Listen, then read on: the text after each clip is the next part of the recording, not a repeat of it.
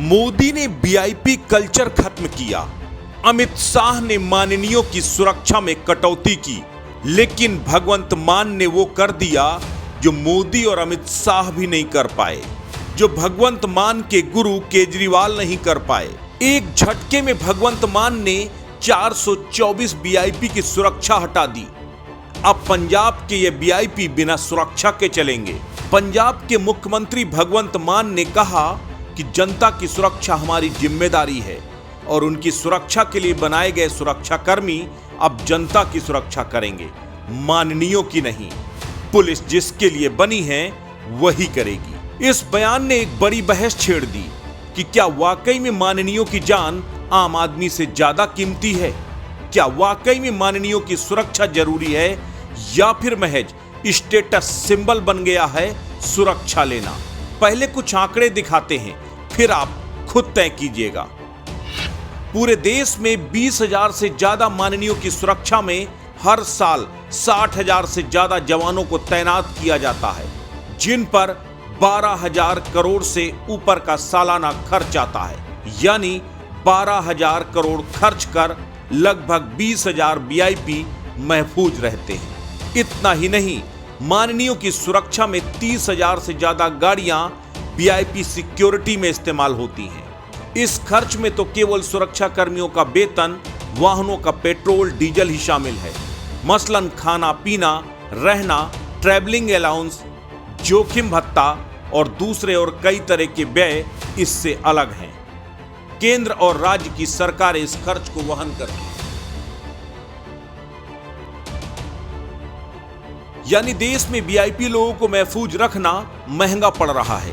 20,000 से अधिक विशिष्ट और अति विशिष्ट लोगों को एक तय संख्या में सुरक्षा कर्मी मिले हुए हैं। प्रधानमंत्री के एसपीजी सुरक्षा कवर से लेकर Z, Z plus, Y plus, X श्रेणी की सुरक्षा के अलावा केंद्र व राज्य में 1 या 2 सुरक्षा कर्मियों के साथ लेकर चलने वाले वीआईपी लोगों का आंकड़ा काफी बड़ा है।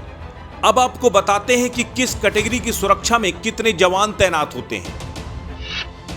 जेड प्लस सुरक्षा कवर में 46 सुरक्षा कर्मी रहते हैं। जेड के तहत 33 सुरक्षा कर्मी, वाई प्लस में 11 सुरक्षा कर्मी, वाई में 8 सुरक्षा कर्मी और एक्स श्रेणी में 2 से 6 जवान तक रहते हैं। जेड और जेड प्लस सुरक्षा में एस्कॉर्ट भी चलती हैं। कई बार केंद्रीय सुरक्षा प्राप्त व्यक्ति को अपने दौरे पर वहां के राज्य की तरफ से सुरक्षा एवं वाहन प्रदान किए जाते हैं। देश में लगभग 240 लोगों को केंद्र की ओर से सुरक्षा दी गई है। यानी लगभग 2,500 से ज्यादा जवान अकेले देश के 240 लोगों की सुरक्षा करते हैं। अगर इन 2,500 लोगों के वेतन और भत्तों का आकलन ही कर लिया जाए तो अकेले 1100 करोड़ से ज्यादा महीने का खर्च केवल देश के 240 लोगों पर होता है। प्रधानमंत्री की सुरक्षा पर पहले रोजाना 1 करोड़ 62 लाख रुपए खर्च होते थे। अकेले अगर एसपीजी का ही बजट देख लिया जाए तो साल 2014-15 में एसपीजी का बजट 289 करोड़ रुपए था। 2015-16 में 330 करोड़ हो गया।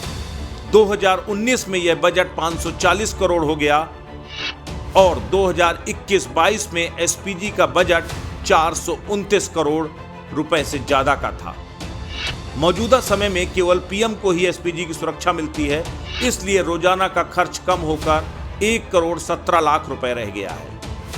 अब हम आपको बताते हैं कि आखिर कैसे मिलती है सिक्योरिटी। सिक्योरिटी देने का मापदंड अलग अलग होता है। आईबी या लोकल एजेंसी की रिपोर्ट पर सुरक्षा मिलती है। हालांकि राज्यों में सुरक्षा देने का अपना ही एक अलग मापदंड होता है। किसी को खतरा है या नहीं, सुरक्षा दे दी जाती है। अधिकांश राज्यों में रसूख के बल पर ही सुरक्षा मिलती है। अब आपको समझ में आ गया होगा कि आखिर माननीयों की सुरक्षा में कैसे 12,000 करोड़ से ज्यादा की रकम हर साल खर्च होती है। इसी 12,000 करोड़ रुपए से न जाने कितने नौनिहालों को अच्छी शिक्षा देकर उनका भविष्य सुधारा जा सकता था। न जाने कितने भूखमरी से जूझ रहे परिवारों को 2 जून की रोटी दी जा सकती थी और बेरोजगार युवाओं के लिए रोजगार के साधन मुहैया कराए जा सकते थे। अस्तित्व न्यूज के लिए दिल्ली से असुनी निगम की रिपोर्ट।